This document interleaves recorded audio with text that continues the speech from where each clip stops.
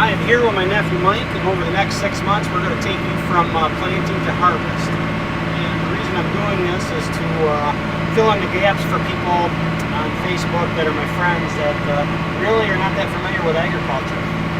Right now I'm planting corn on the south side of the farm. Been farming this my entire life, which would be 40 plus years, you know.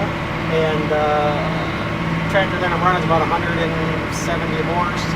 And I'm pulling a John Deere corn planter that's a 12-row machine, which gets by for what I want to do, but we might have to upgrade to a bigger planter.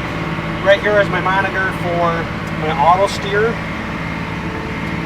This monitor controls my population of the corn planter.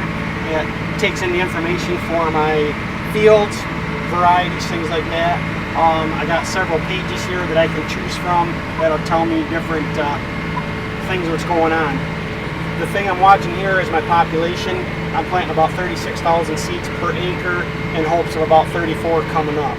So now that we set A, we set B, we go back to our, turn our auto steer on, we go back to our seed page, which is the one I like to monitor, right there. We hit this button right here, we make that noise, the tractor adjusts, I put my steering wheel up, and I set it.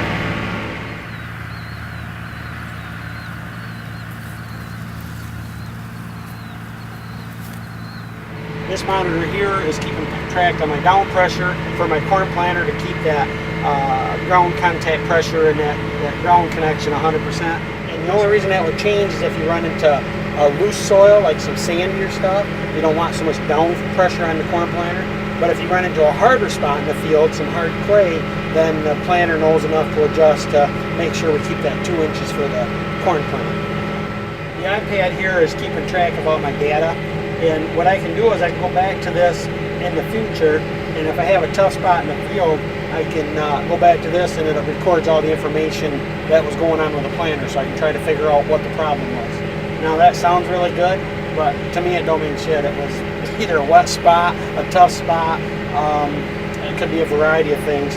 The thing that I've done and learned in farming is I've spent the last 6 months on varieties and spray and fine-tuning things, and I get one chance to plant. I get one chance to fit, to get things right, and I gotta have 100 things literally go right, and that one thing that goes wrong can cost me quite a bit of production. As we look backwards towards the planter, the red balls on the front are them tubes are, well, first of all, the tanks, the 2 big yellow tanks are my starter fertilizer. That's going 2 inches away from the corn, and that'll feed it through the first couple months of the year.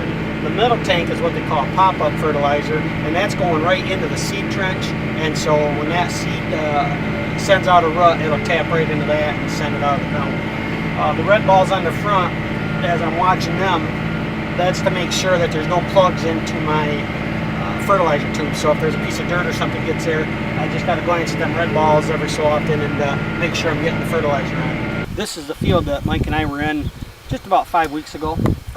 As a farmer, you spend a lot of time after the crop is up, walking it, scouting it. You know, different people call it different things, but what we're looking for is we're looking for disease on the plant, which looks really good here, and we're looking for weeds. And we'll scout these fields every week. You know, it's a drive by, jump out, walk out. But in this 90-acre field here, it's not just looking at this first 100 feet. You really need to get out there and scout the whole thing to see what's going on. And what will happen from here on out is with a disease, we'll spray some fungicide on it close to tassel. But right now it looks good. The color is good.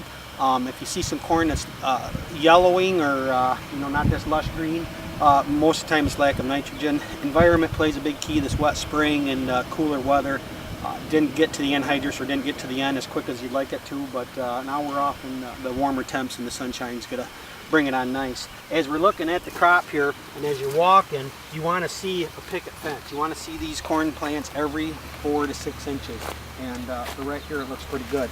If you're missing a blank, that costs you near corn. That was a malfunction of the planter, but we're running 99%, and that's about as accurate as you're going to get.